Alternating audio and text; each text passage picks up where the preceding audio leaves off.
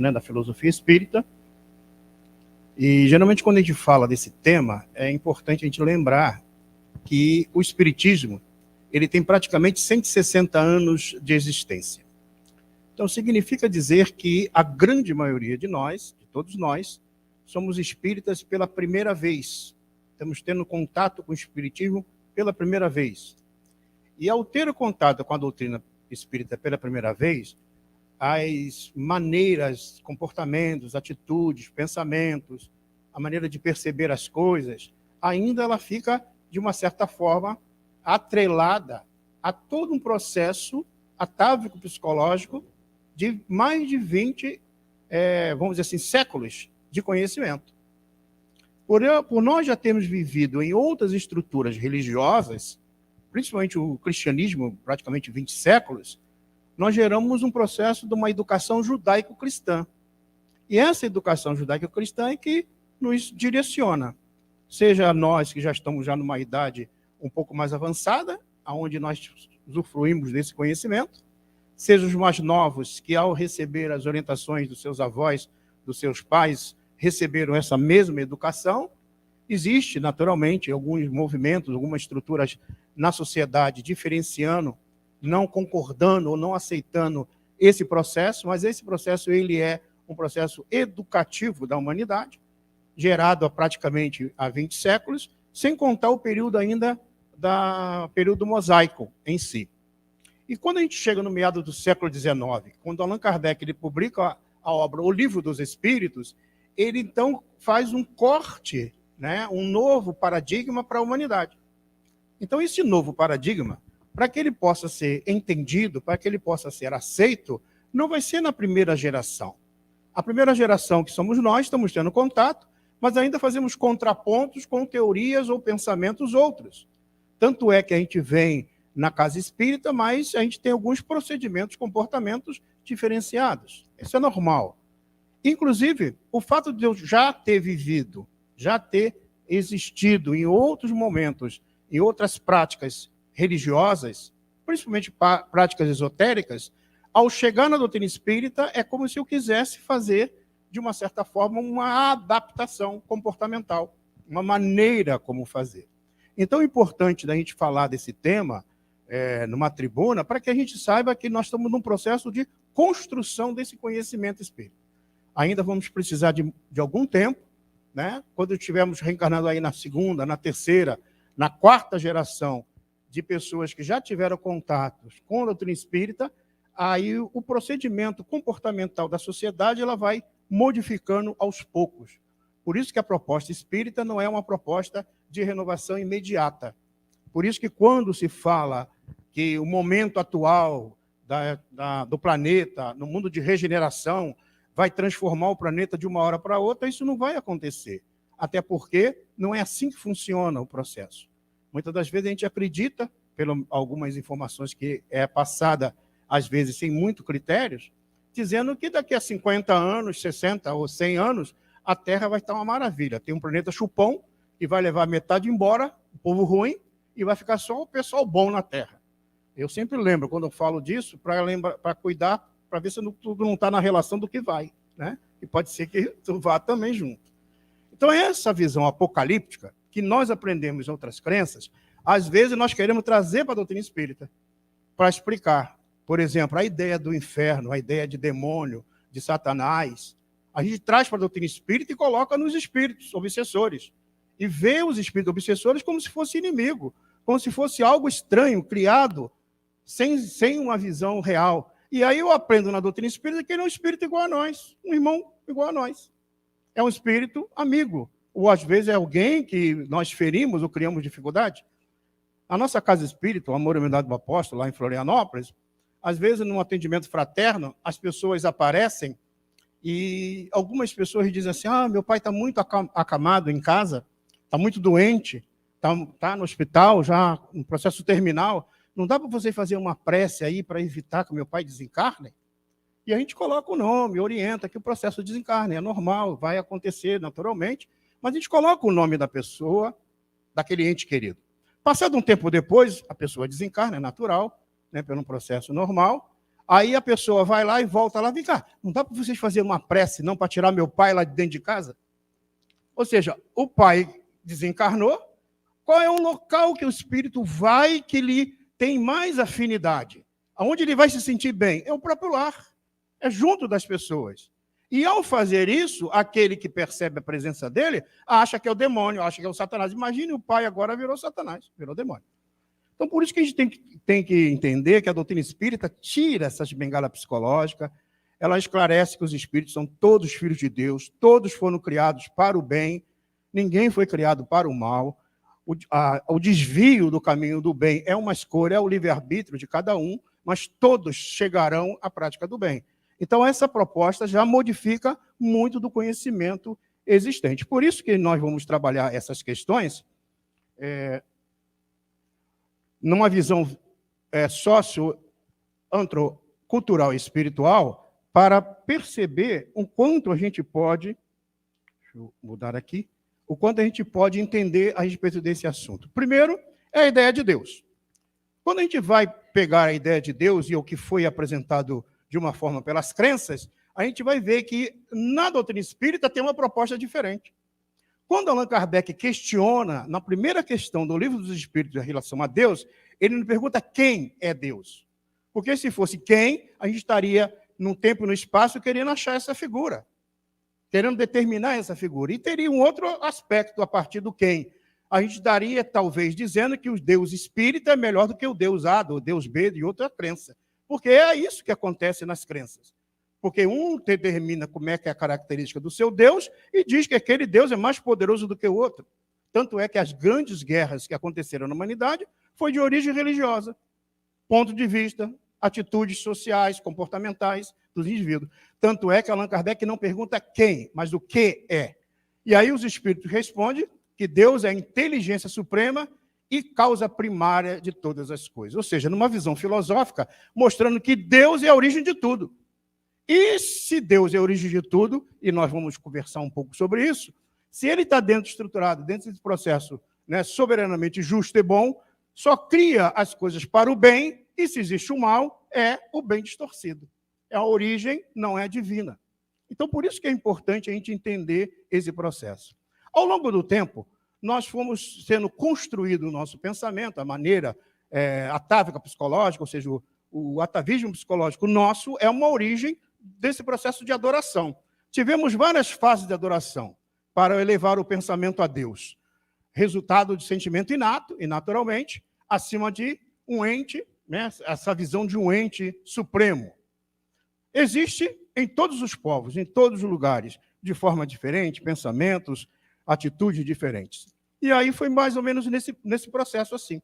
Nós passamos várias fases, né, no processo da nossa evolução. No período da litolatria, onde a gente adorava as pedras, no período da fitolatria, adorava os vegetais, no período da mitologia, a crença nos mitos, e os mitos introduziram vários comportamentos em nossa sociedade, no período da idolatria, a crença em vários deuses, no período do politeísmo, essas forças de natureza consideradas deuses, até que chegamos no momento do monoteísmo, graças ao povo judeu.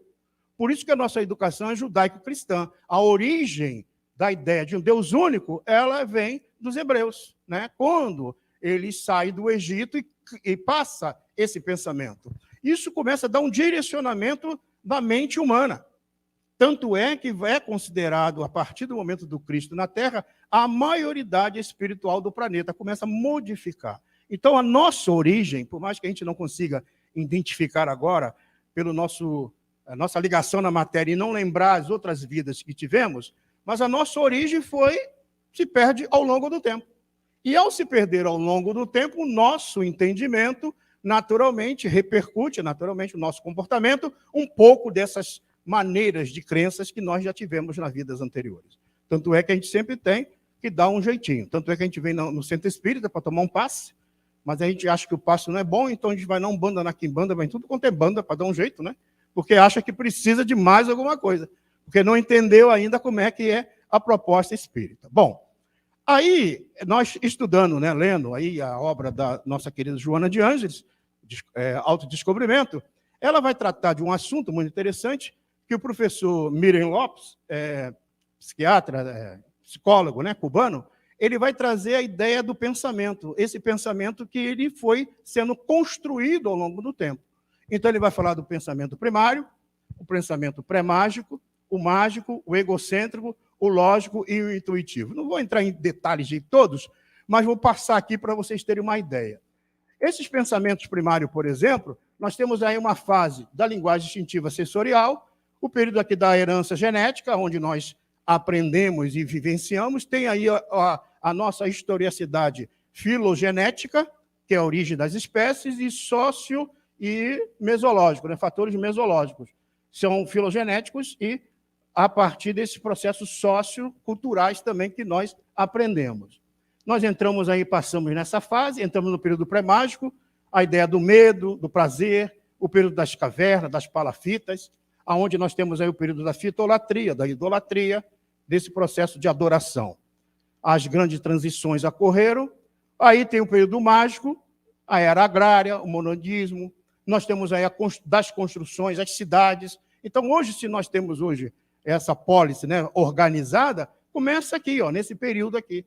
Vejam que nós somos resultado de nós mesmos, né? Nós herdamos a cultura produzida por nós mesmos. Aí temos a ideia do politeísmo, de várias crenças. Isso repercute hoje no comportamento, tanto é que hoje, se a gente vê na sociedade, existem hoje várias práticas de terapias diversas. Muitas delas têm origem em processos esotéricos e outras crenças do passado.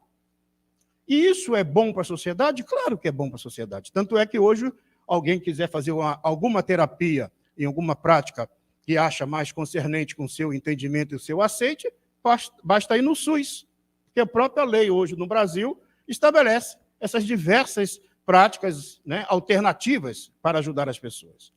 A única diferença é que quando a gente chega na casa espírita, muitas vezes a gente quer trazer também essas práticas para dentro do espiritismo, sem conhecer a doutrina espírita. Como eu não conheço a doutrina espírita nas suas bases, na sua estrutura, eu quero emprestar ao espiritismo algo de práticas exteriores, coisa que não há necessidade que exista. Então, ao estudar a doutrina, eu vou entender que o espiritismo tem um modus operandi próprio, uma estrutura real, comportamental e comprovada através dos estudos.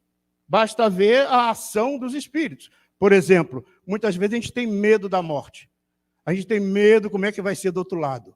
A gente tem medo como é que vamos nos encontrar do outro lado. Então, pega o livro Céu e Inferno, né, publicado pelo nosso codificador, e na segunda parte ele vai trazer várias comunicações dos espíritos dizendo os seus estados no plano espiritual. Antes mesmo do próprio André Luiz fazer isso no nosso lar. Ele vai dizer como é que funciona. Espíritos felizes, espíritos infelizes, espíritos ainda endurecidos. E aí dá para a gente ter uma ideia de como nós estamos agindo e o que nós temos que fazer para modificar, para não nos encontrar daquele jeito que muitos lá descrevem. Espíritos sofredores, mostrando as situações que eles encontram. Foram evocados esses espíritos de diversas formas. Então, por isso que é importante. Essa concepção, né, de um Deus único surgiu com o progresso intelectual das ideias, né? Temos o período egocêntrico, as ideologias, a crítica do pensamento, o monoteísmo, que começam a ser estruturados.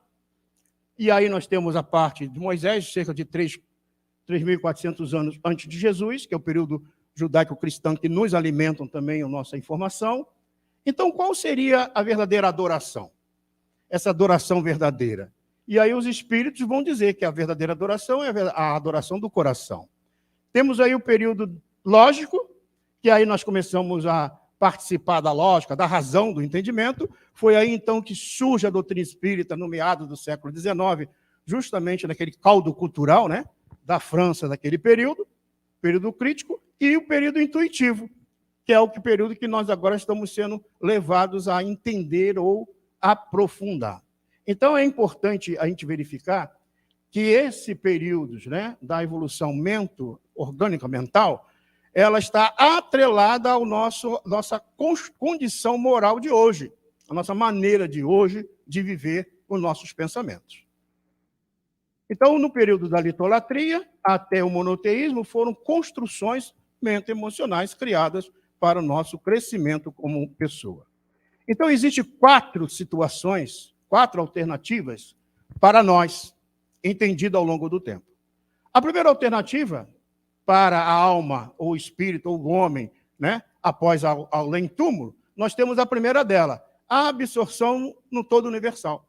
A ideia da doutrina panteísta. É aquela visão em que a alma, ou o indivíduo, ao morrer, ele é absorvido pelo grande todo e deixa de existir.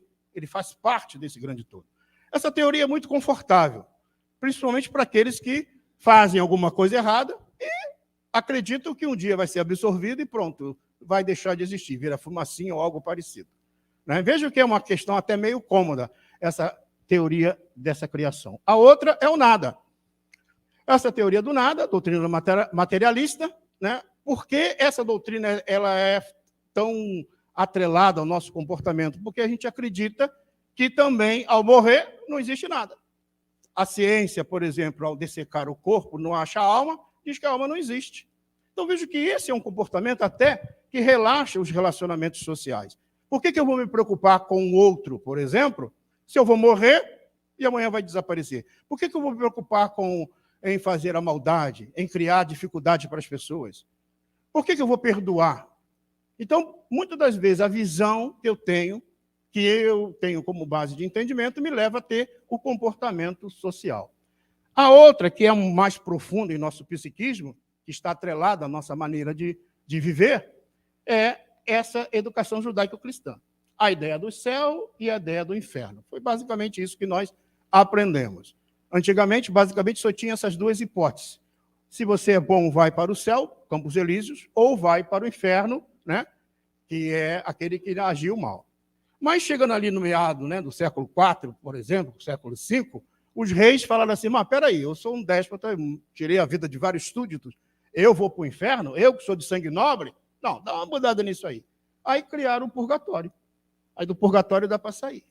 Veja, gente, eu não estou fazendo aqui crítica à crença, eu estou mostrando fatos históricos. Inclusive está no Céu e Inferno essa fundamentação que eu estou trazendo para vocês, que Allan Kardec faz essa análise. Por que eu estou mostrando isso? Porque isso aqui era uma visão cômoda que até agora nos alimenta. E muitos de nós assim ainda continuamos pensando.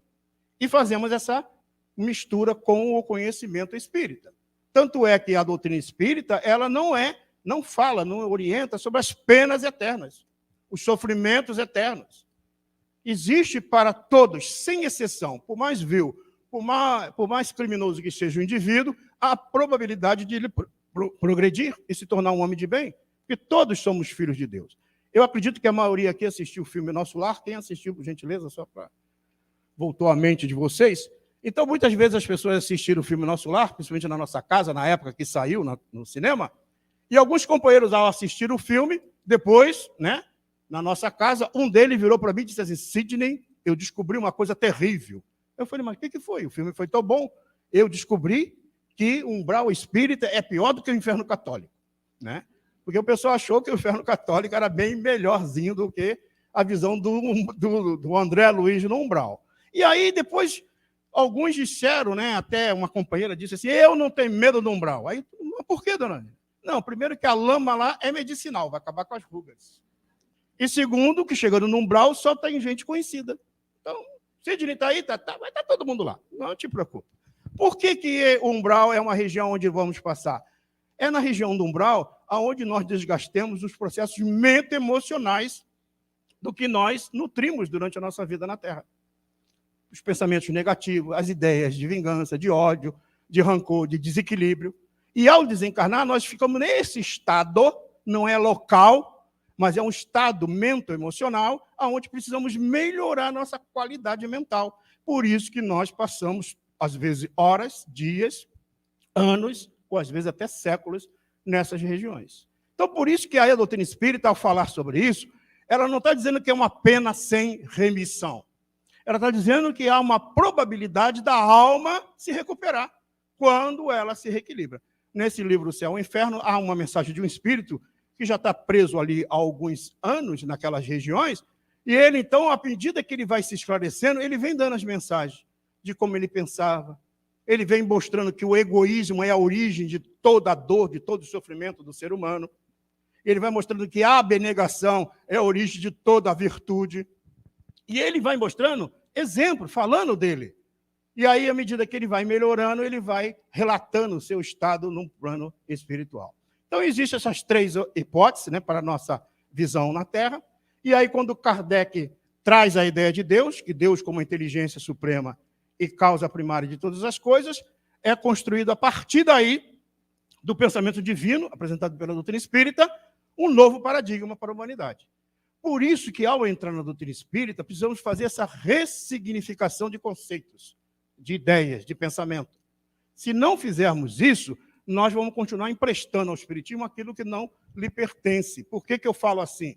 Porque é importante para nosso entendimento que, à medida que a casa espírita, os espíritas, aqueles profitentes, aqueles que são afinizados ao conhecimento espírita, comecem a agir diferente, a humanidade, em contrapartida, irá modificar também. Aí existe, então, a partir daí, da doutrina espírita, a quarta situação para a alma. Qual é?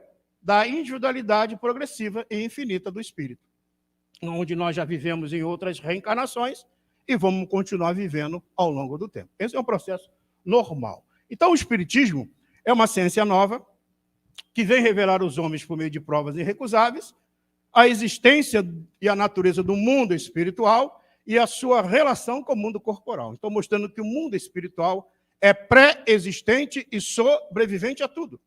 Pode o mundo material deixar de existir sem que mude a essência do mundo espiritual.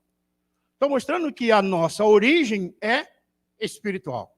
Ao deixar o mundo espiritual temporariamente mergulhando na carne, nós aqui temos um limite do nosso corpo físico e retornaremos ao mundo espiritual. Agora, como eu vou retornar? Depende de cada um.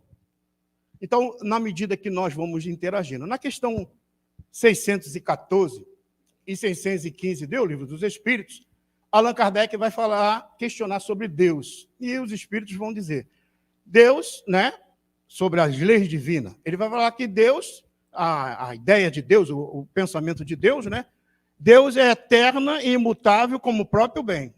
E o homem só é infeliz quando dela se afasta. Então, as leis de Deus é eterna e imutável como o próprio Deus. A infelicidade nossa é quando nós nos afastamos das leis de Deus, ou seja, esquecemos.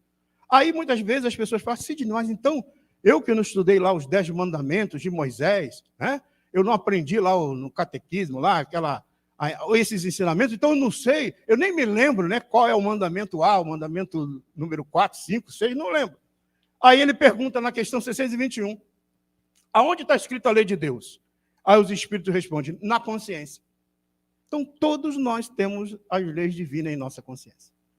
Então, como eu tenho a lei divina em nossa consciência, o que me faz eu agir desta ou daquela maneira? É uma escolha própria, é uma coisa individual.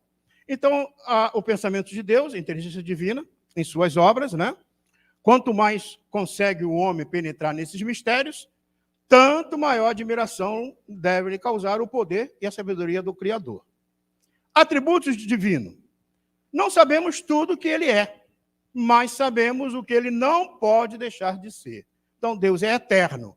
Se nós entendemos como eterno que não tem início nem fim, se nós admitirmos um início para Deus, alguém o tenha criado. Não é assim. Então, Deus é eterno porque não dá para se conceber um início para ele e nem um fim. Deus é imutável porque ele não fica mudando ao bel prazer. Imagine se Deus viesse, né, as leis divinas, quem quer reencarnar? Aí a turma de cá quer. E vocês não? Então tá, vocês não pergunta assim. A reencarnação, por exemplo, ela faz parte das leis divinas, independente de você acreditar ou não na reencarnação. Ah, mas eu não acredito, eu sou protestante, eu sou católico, eu não acredito. Não tem problema, não precisa. Lá no Concílio de Constantinopla, em 552 da nossa era, a reencarnação foi considerada heresia. E aqueles todos que participaram do concílio lá em Constantinopla, todos eles já reencarnaram várias vezes. Embora dizendo que a reencarnação seria uma heresia, não devia se falar sobre isso. Então, veja, não modifica as leis humanas, veja que é uma construção humana, toda a estrutura religiosa, social que o mundo apresenta, somos nós. E aí o que acontece? Pelo fato dele, de uma certa forma, essas leis de Deus não se modificar por uma simples vontade humana, ela continua. então reencarnam em qualquer lugar. Vejam, imagine alguém que mora num edifício aqui em Balneário Camboriú, tem bastante, lá em Florianópolis também. Então você mora no edifício e você tem um problema lá com o teu vizinho. E aí, como você tem um problema com o vizinho, às vezes Deus é tão bom, que bota o vizinho para morar no mesmo andar que o teu, para ver se você já melhora com ele. E aí você não quer saber daquele vizinho de jeito nenhum. Bom, aí você vai pegar o elevador para descer, o vizinho vai também, aí você vê que ele está saindo para pegar o elevador, só para não descer no elevador com ele, você finge que esqueceu algo, para não descer com aquela criatura no elevador. Aí um belo dia tem reunião de condomínio, você bota a cadeira de costa para aquela criatura, tu não quer nem ver. Tem vizinho que entra com processo com o outro por causa de goteira de ar-condicionado, porque o outro falou alto depois das 10, aquela coisa toda. E aí você é convidado a assistir uma palestra espírita. Aí chega na casa espírita, assiste a palestra e acha maravilhoso. Legal, aprendi sobre o mundo espiritual, aprendi sobre a reencarnação. Aí você vai estudando, vai aprendendo, vem na segunda palestra, na terceira, e você descobre que tu é um espírito imortal. Aí você fica feliz da vida. Opa, eu não vou morrer nunca. E aí você continua estudando e você para e pensa, vem cá, o meu vizinho também é um espírito imortal. Aí o tempo vai passando e você descobre que a matéria não tem capacidade de manter-nos eternamente aqui, e um dia nós vamos ter que deixar, ou seja, desencarne. E aí você sabe que um dia tu vai voltar para o plano espiritual. E chegando lá, você vai ter que rever teus conceitos, atitudes. E aí você para e lembra que o teu vizinho também vai desencarnar um dia. Bom, você desencarna, chega no plano espiritual, encontra o teu anjo de guarda, que é sempre um espírito superior, e o anjo de guarda, então, pega a tua ficha, porque ele sabe tudo, que a gente faz tudo, mesmo aquilo que a gente acha que não, mas eles estão vendo. Aí ele olha e olha assim, estou vendo aqui que tu caiu nisso aqui. Aí você diz, foi difícil, até tu dá uma choradinha para ver se o anjo de guarda se emociona, né? Porque tu quer passar aquele compaixão. E aí, estou vendo aqui que tu caiu, né? Não deu, nessa vida não deu e tal, vou ter que pegar. Mas eu estou vendo que é pela 15ª vez que tu foi para arrumar isso aí. Não conseguiu, não, conseguiu. Então vai voltar de novo e tal. Bom, aí tu programa a tua reencarnação. Reencarna. Lá os anjos de guarda, os bons espíritos, né? Os espíritos familiares, investe para que tu reencarne. Aí tu reencarna naquela família maravilhosa, linda, uma família organizada. Aí tu nasce. E aí, ao nascer naquela família, tu vai sendo, aprendendo, vai se educando, cresce, se torna uma pessoa adulta, se forma e tudo mais, e participando de um seminário, de uma palestra, você olha lá no meio da multidão e se apaixona. E passado um tempo depois, se casa. E nasce aquela coisa linda, de bochechinha rosada, que a família fica beijando, abraçando, mordendo, né? Tira foto, coloca no Face, e está todo mundo lá. Da minha turma nasce meio cinzinho, mas de vocês nasce aquela bochechinha rosada. E aí, muito bom, excelente. Aí, passado um tempo, aí tu encontra aqueles médios de ponto de ônibus. Não sei se vocês já ouviram desses médios. É aquele médico que não estuda. O que vem na cabeça dele, ele fala, né? E aí ele olha para você e fala assim, está carregado, eu estou vendo 10. Aí você já não dorme mais. E aí ele diz para ti, sabe quem é esse que está no teu colo aí? É o vizinho, que voltou. Aí olha só o mecanismo divino, olha só que maravilha. Eu agora, pelo véu de esquecimento, eu não lembro mais quem é aquele que está no meu colo, que eu estou dando um afeto. E ele já vem nessa inocência já para fazer essa provocação mesmo, né? E amanhã, e aquele todo mundo, a família toda paparica. E aí vai aos poucos vindo na mente o amor por aquele ser. No passado, eu odiava aquela criatura. Não queria nem ver na minha frente. E agora, na situação inversa, esquecendo o passado, eu agora estou amando aquela criatura. Olha a lição de Jesus. O amor cobre a multidão de pecado de erro. E só o mecanismo da reencarnação é possível corrigir os erros, o processo, dificuldade dos nossos relacionamentos na Terra. Então, veja que a reencarnação ela é base das leis divinas. Não tem como modificar, porque é através desse processo que nós vamos ajustando a nossa caminhada. Por isso que as leis de Deus não é mutável, não fica mudando ao bel prazer. Ele é imaterial, porque não está sujeito à modificação das matérias, único e onipotente, né? Porque está acima de qualquer potência, e é único. Mas existe o Deus A, o Deus B, não. Só tem um Deus. Toda essa teoria que nós vimos ali, né, da adoração, foi criada para explicar aqueles fenômenos daquele período histórico. soberanamente justo e bom. Então, suas leis são soberanas, são justas, para todos, sem exceção. Então, a adoração verdadeira é a adoração do coração, nos fala os Espíritos. Feita com sinceridade, fazendo o bem e evitando o mal, e Deus atrai a si todos os que obedecem às leis, qualquer que seja a forma que exprimam. Então, não importa se a lei é essa, a visão é aquela. Ah, mas eu sou católico. Faz, continua. Não precisa ser espírita. Até na questão 798, Allan Kardec pergunta, o espiritismo se tornará uma crença comum? E os espíritos dizem que sim. E marcará uma nova era na história da humanidade. Mas ele não está dizendo que todo mundo vai ser espírita. Vai ser uma crença comum. Ao ser uma crença comum, como a matemática, por exemplo, todo mundo usa matemática, independente de quem a criou. Se era católico, espírita, budista, ateu, não importa, né? Mas usa. É um conhecimento que vai ser comum. E ao ser comum, ele vai aferindo e corrigindo as interpretações errôneas ou o entendimento errôneo sobre os fatos e a existência. Preciso mudar a crença? De forma nenhuma. Porque eu já tenho ali uma caminhada que essa crença me estabeleceu. Então, a doutrina espírita é um conjunto de princípios e leis revelada pelos espíritos superiores, contida nas obras da codificação. E quando eu estudo a doutrina espírita, eu preciso entender que a doutrina espírita tem um objeto de estudo. E o objeto de estudo da doutrina espírita, aí eu estou pegando aí a apresentação do Monteiro, né? Ele que me passou isso já faz alguns... Nessa reencarnação ainda, ele ainda está encarnado, eu encontrei ele hoje, né? Ele me passou isso aqui. Então, ele me passou isso aqui, eu achei fundamental a trazer. Eu só não consegui botar roupa no rapaz ainda, mas tudo bem. Mas mostrando o seguinte, é justamente o objeto de estudo. Por exemplo, se a doutrina espírita tivesse como objeto de estudo o corpo físico, o material que existe do conhecimento científico é imenso, é maravilhoso. E se eu quiser só aprofundar essas questões, ela tem várias nuances. Mas o objeto de estudo da doutrina espírita não é o corpo físico. E aí nós aprendemos na doutrina espírita sobre o perispírito. Na realidade, eu ia fazer esse processo de desencarne aqui ao vivo, a cores para vocês. Mas é preferível fazer isso aqui, né? Para não dar nenhum problema. Então, veja. Então, eu percebo que o molde, né, que dá a estrutura do corpo físico é o perispírito. É nesse perispírito aqui que está todas as nossas ações mental-emocionais gravadas. Onde nós transferimos para a estrutura celular das dores, das dificuldades, das más formações congênitas, das estruturações mentais, modelos, né, que nós temos na nossa vida. Mas o objeto de estudo é o espírito. E, na realidade, diz os espíritos que não tem uma forma definida. Mas a sede das sensações, da percepção e do sentimento está no espírito. Não está no corpo, nem no perispírito. Ah, eu estou brabo hoje porque eu estou com dor de cabeça.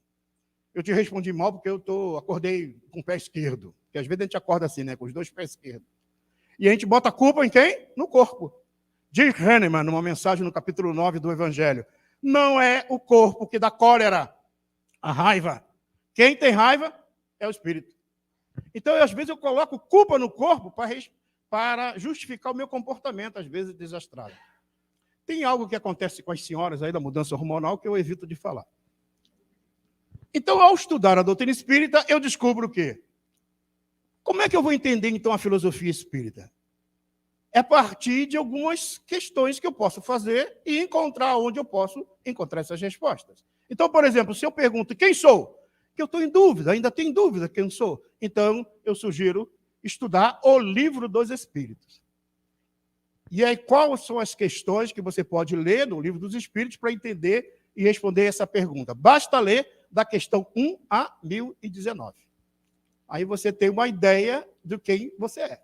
Aí você começa a aprender, começa a reconstruir o pensamento, começa a rever conceitos. Ah, então é assim que os espíritos orientam. Bom, e se a pergunta é, de onde eu vim? Porque a gente tem dúvida de onde veio. Tem gente que fala assim, eu não queria reencarnar. Tem outro, eu vim de Marte, eu vim de Plutão, eu vim de, sei lá, cada um fala que veio de um lugar. Na realidade, nós fazemos parte do mesmo grupo, se ligou à Terra. Então, estamos num processo evolutivo conjunto. E aí, onde que eu aprendo sobre isso? Aonde eu vou ter esse novo paradigma, de onde eu vim, essa nova visão? É na primeira parte do Livro dos Espíritos. A primeira parte do Livro dos Espíritos trata sobre as causas primárias. sobre Deus, sobre o Espírito, sobre a matéria, sobre a criação dos seres. É novo ressignificado. É novas visões, é novo entendimento, é novo paradigma. Ao estabelecer esse novo paradigma na primeira parte, está dando um direcionamento diferenciado para o nosso entendimento diante da vida. E aonde eu amplio esse conhecimento da primeira parte do Livro dos Espíritos, no livro A Gênese, que é da questão 1 a 329. Então, ao estudar a primeira parte do Livro dos Espíritos, naturalmente eu sou levado a estudar a Gênese. O livro A Gênese, publicado por Allan Kardec, cada capítulo da Gênese que apresenta tem a ver com as ciências apresentadas pelos homens. O capítulo 3, por exemplo, que fala a respeito sobre a origem do bem e do mal, trata sobre sociologia, sobre psicologia, sobre política, sobre ciências do comportamento. Ao estudar a Gênese, eu estou entendendo o porquê, o motivo do mal, o motivo da desavença, do desequilíbrio, e eu vou começando a fazer esses estudos. Percebem? Então, quando eu começo a entender que o Espiritismo tem os elementos necessários para esse entendimento, me leva, naturalmente, a uma percepção diferente. Bom, e se a pergunta é, o que sinto? Porque às vezes a gente acha, né? Tem gente que pergunta, Sidney, eu estou vendo o espírito. Ainda mais o pessoal que agora está numa idade, né, intermediária ou tardia, que é dos 65 aos 100 e lá vai um pouquinho, aí começa a perceber o mundo espiritual. Sabe por quê? Porque já está se programando para voltar. Mas muitas das vezes se enganam achando que agora eu não sou médio, agora eu estou vendo os espíritos. Eu vou psicografar mais do que Chico Xavier. Só que começou meio tarde, né? Mas é uma visão errônea. Porque a criança, quando é pequenina, ela vê o mundo espiritual, mas não sabe lidar com ele. Agora, no final da nossa vida, quando a gente está já se programando para deixar o corpo físico, a gente começa a ver, agora com raciocínio lógico, de poder identificar a influência dos espíritos. Então, o que sinto? Recordo-me que certa feita, estando lendo, né, o Livro dos Médiuns, que eu comecei a doutrina espírita com 14 anos de idade, hoje eu tenho 25, tá? Mas lá no Rio de Janeiro, quando eu comecei, eu me recordo que eu estava lendo, era próximo da meia-noite, na sala, o Livro dos Médiuns. E estava lendo a respeito do Livro dos Médiuns em relação a um capítulo que falava assim, lugares assombrados. Então, imagine eu lendo ali o Livro dos Médiuns, e o pessoal já tinha todo mundo ido dormir, eu sozinho na sala, e de repente eu ouvi um barulho. Eu olhei para um lado, eu olhei para o outro, eu falei, meu Deus, deve ser algum espírito que quer conversar comigo, né? Fiquei um pouquinho firme, mas a vontade era correr para o quarto. Bom, e aí voltei a ler, daqui a pouco de novo o barulho. Quando aconteceu o barulho de novo, eu já fiquei preocupado. A vontade é sair correndo, porque a gente, quando tem medo, a gente corre, entra embaixo do lençol e acha que vai estar protegido, né? Era a ideia inicial. E aí eu fiquei preocupado, eu fiquei esperando, né? Podia ser alguma comunicação. E aí eu olhei para um lado, olhei para o outro e tal, e vi que o barulho continuou, daqui a pouco o barulho aumentou um pouquinho mais, e de repente eu morava numa casa de taco, e no portal, assim, na porta, tinha um buraquinho, e saía uma baratinha correndo. Aí eu olhei, era barata. E voltei a ler o texto, orientado pelo codificador, que ele faz uns contrapontos de uma análise para a gente perceber. Aí ele dizia mais ou menos assim no texto, os barulhos insólitos à noite são produzidos por estalidos de madeira, por insetos. Aí eu falei, se eu tivesse lido, não tinha me assustado. Então, vejam, às vezes a criação mental, quando eu estudo, eu tiro essa criação mental. Eu começo a entender. Aí eu comecei falei, deve ser baratinha mesmo e tal. Aí fiquei lendo, aí eu fui entender quando muitas das vezes as pessoas dizem que aquele lugar era assombrado. Às vezes são fatos que não foram explicados direito, corretamente. Então, por isso que, na segunda parte do Livro dos Espíritos, nós vamos tratar do mundo espírita, o mundo dos espíritos. Eu quero saber tudo o que acontece no mundo espiritual. Está aqui, ó. Primeira ação. Número 1 aqui, ó. Eu saindo do mundo espiritual, entrando para o mundo corporal, reencarnando. O 2, saindo do mundo corporal, voltando para o mundo espiritual. O 3, estando no mundo espiritual. Um grupo enorme no mundo espiritual. Por exemplo, se nós somos cerca de 8 bilhões de seres na Terra, o número fora do corpo físico é 4 ou 5 vezes mais a população encarnada. Dá mais ou menos 5 para cada um, se a gente for dividir. Os meus estão lá no carro me esperando quando eu for embora. Porque muitos não querem entrar no centro espírita, ouvir palestra, quem pensar numa coisa dessa. Os obsessores, então, não vou entrar lá não, vou ficar aqui. E aí, eu sempre oriento as pessoas, quando forem embora, saiam rindo, pensamento elevado e no meio da multidão. Porque aí os obsessores estão lá embaixo na escada, vão olhar, cadê fulano? Aí não te acha, aí tu fica livre durante uma semana. Vai ter gente a beça olhando ali na porta quando sair, já estou vendo. E aí, imagina, tu ficar uma semana livre dessa influência espiritual, que coisa boa, né? Mas não te preocupa, não. Na primeira semana, passando a primeira semana, na primeira briga, na primeira discussão, primeiro pensamento negativo, aí ele lá, e continua a simbiose psíquica. Porque o nosso estado mental é que atrai os espíritos. Se eu tenho um estado mental bom, mente sã, corpo sã, mente sã. Então, se eu tenho um estado mental bom, eu atraio bons espíritos. É uma escolha. Então, veja que a doutrina espírita não coloca medo, ela tira o medo, mostrando que nós podemos lidar com essa ação, porque nós somos espíritos imortais. Aí tem aqui a hipótese dos espíritos no corpo físico, reencarnado, na 4. Na 5, eu estando no corpo físico e influenciando quem desencarnou. Um ente querido já partiu, que eu fico com saudade, com choro, e ele, a mãe, o pai, o avô, alguém já foi para o plano espiritual, eu continuo atraindo mentalmente ele. E estando no mundo espiritual, influenciando os espíritos. As influências são diversas. Então, nessa segunda parte, eu entendo a respeito do mundo espiritual. Aonde que eu amplio esse conhecimento? No livro dos médiuns. A prática, a maneira correta, o que é possível, o que não é possível de acontecer. E aqui é ampliado da questão 330 a 613 do Livro dos Espíritos, onde Allan Kardec constrói o Livro dos Médiuns. E se a pergunta for, por que sofro? Porque às vezes a gente fica me perguntando, meu Deus, por que eu estou passando por essa situação? Por que eu estou agindo, sofrendo isso? Muitas das vezes basta que a gente entenda que Allan Kardec, então, na 4ª parte do Livro dos Espíritos, vai tratar das leis morais. Aqui está todas as relações do indivíduo. A relação do homem com Deus, com o próximo e com ele mesmo. Toda a nossa existência está atrelada a esse tipo de maneira de se relacionar. Como é que eu estou me relacionando com Deus? Como é que eu me relaciono com o outro? O outro que Deus colocou ao meu lado, seja o vizinho, o parente, o amigo, o irmão, alguém dentro da família, na sociedade. E como é que eu estou me relacionando comigo mesmo? O que eu estou entendendo que eu sou? Então, todo esse processo nos leva a essa nova construção. E aonde Allan Kardec amplia esse conhecimento?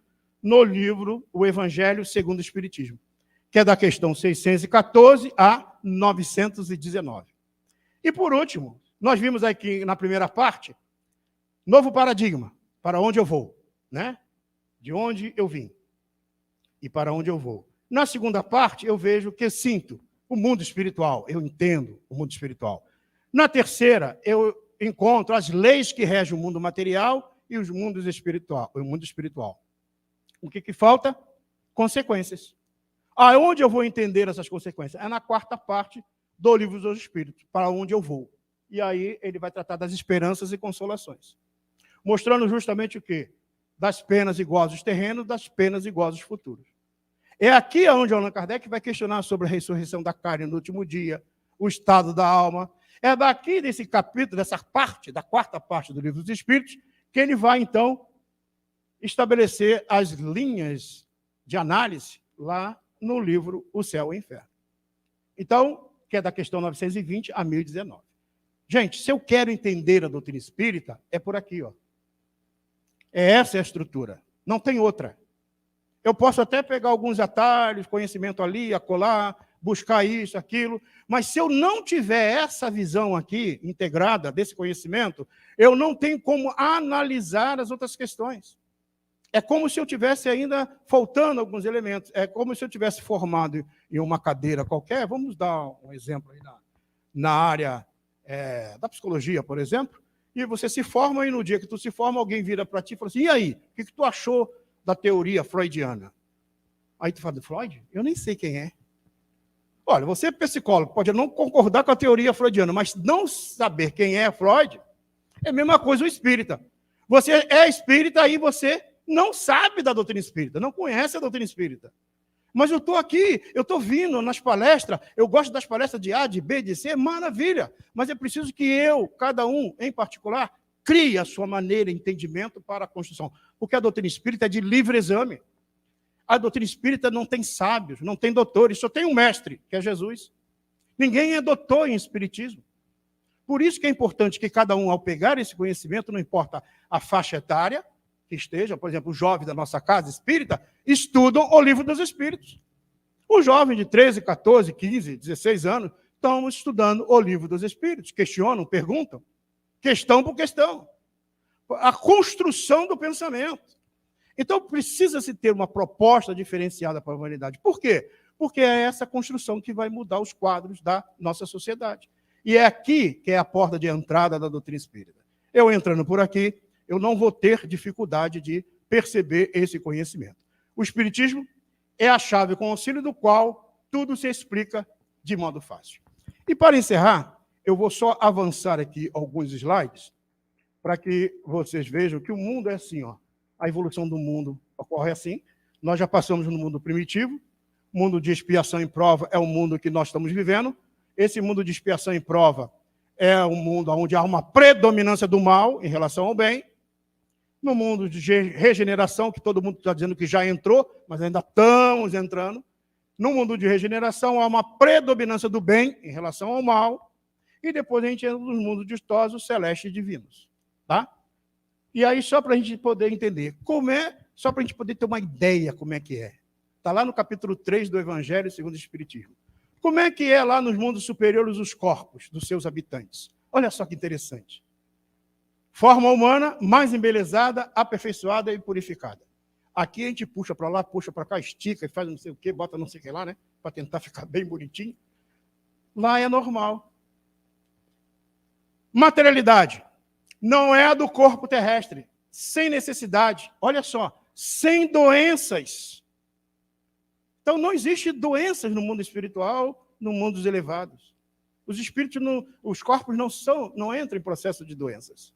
Desequilíbrio, seja orgânico, seja de má formação. Isso aqui está na terceira parte do livro dos Espíritos sobre meu reino não deste mundo.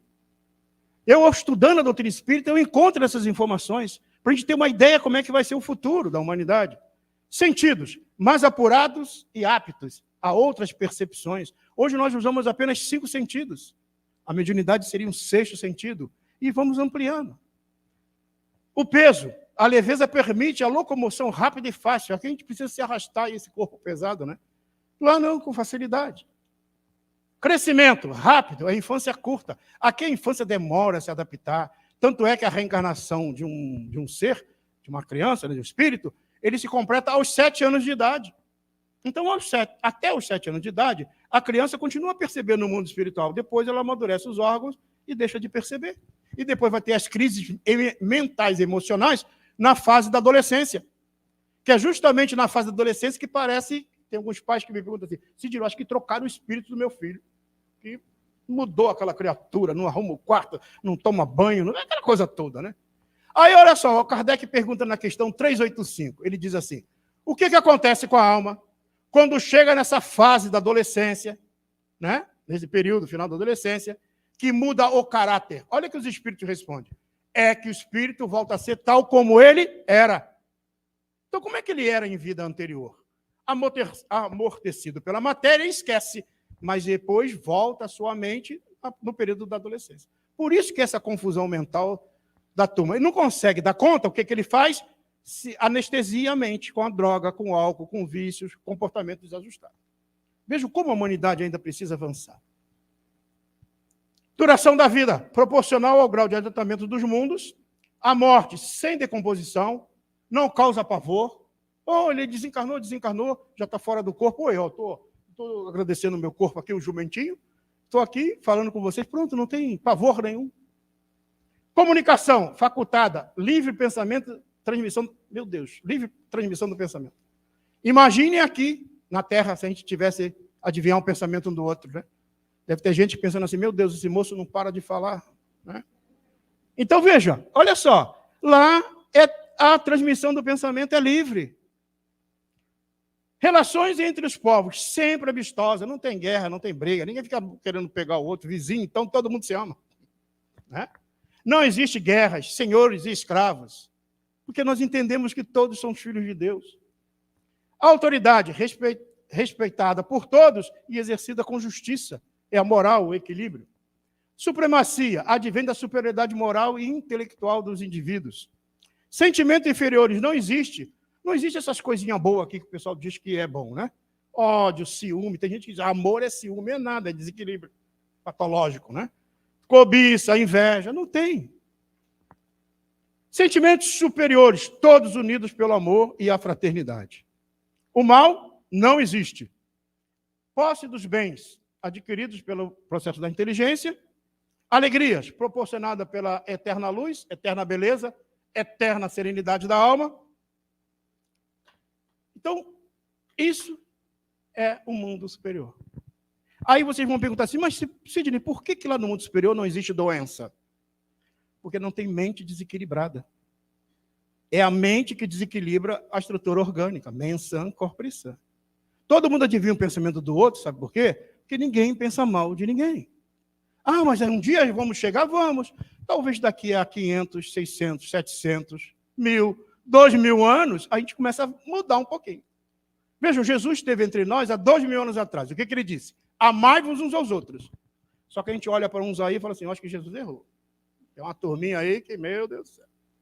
Veja, se a gente não conseguiu aprender sobre o amor do Cristo a questão de 2000 anos, não vamos aprender em 300, em 50, em 100. Não. Por isso que o processo reencarnatório, amigos, vai acontecer sempre quando for necessário. O Espiritismo não tem nacionalidade. Não faz parte de nenhum culto.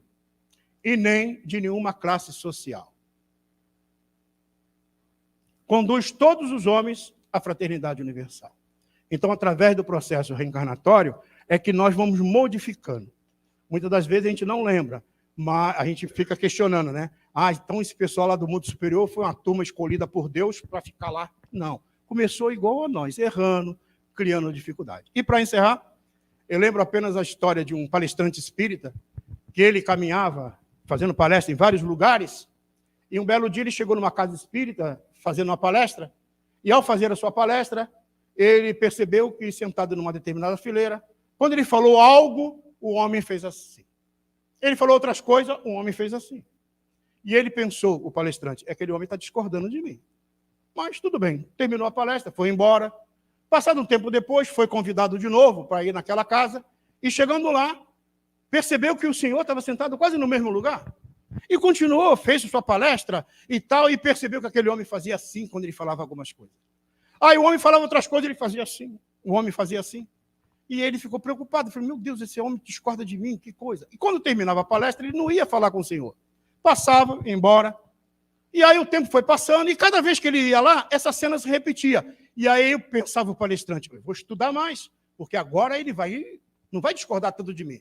E teve uma palestra, então, que ele foi fazer naquela casa, depois de alguns anos, e ele percebeu que aquele homem fez mais assim do que assim. E aí ele falou, meu Deus do céu, ele discorda tanto de mim. Bom, o tempo passa, e um belo dia ele chega na casa espírita, que ele foi convidado, ele não vê o Senhor. Aí ele imaginou assim, hoje eu vou ter uma palestra tranquila, não vai ter ninguém para discordar de mim. E aí fez a palestra, terminou, mas o espírita é curioso. O palestrante, então, é muito curioso. E ele virou para o dirigente e perguntou, vem cá, aquele homem que sentava na fileira assim, deixa eu descrever mais ou menos. Aí o dirigente disse, é o seu fulano. Aí eu pergunto o palestrante, ele não veio? Não, ele desencarnou. Aí o palestrante, então, mas por quê? Perguntou o dirigente. Não, por nada.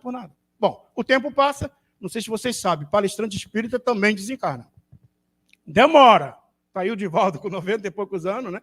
Mas também desencarna. E um belo dia, desencarnou o palestrante. Chegou no plano espiritual. Ainda mais esse pessoal que fica falando uma hora, chega lá meio atrapalhadinho, né? Aí chegou no mundo espiritual meio atrapalhado, não entendendo o que era mundo espiritual ainda, embora tinha muita teoria, pouca ação. E aí ele foi acolhido por um senhor. Um homem muito bom, sereno, calmo, tranquilo, o recolheu com muito carinho. E o palestrante, naquele olhar meio atabalhoado, ele viu que era aquele homem que discordava dele na terra.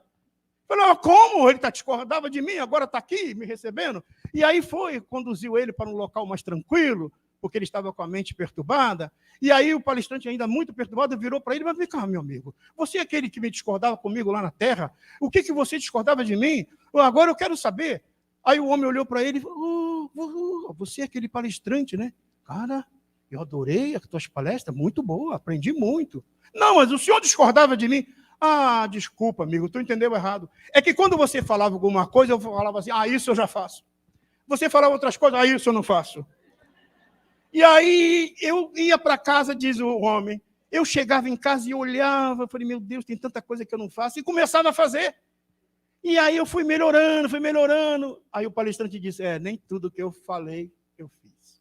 Então, amigos, o fato de estar aqui na frente não significa que nós somos melhores do que ninguém.